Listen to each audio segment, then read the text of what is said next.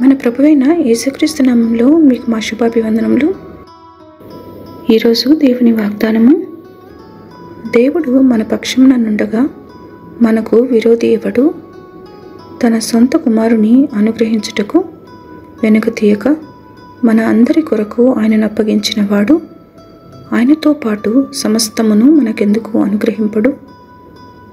రోమీయులకు 8వ అధ్యాయము 31-32 వచనాలు. If God is for us, who is against us?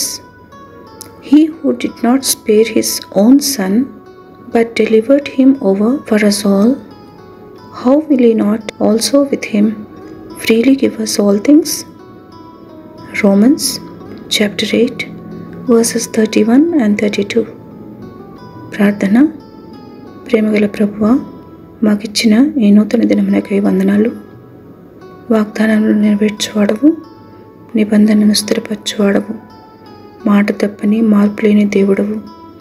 మీ మాటకు విధేయత చూపి మీ దీవెనలకు పాత్రలను చేయమని యేసు నామములో వేడుచున్నాము తండ్రి. Amen. Have a blessed day. God bless you.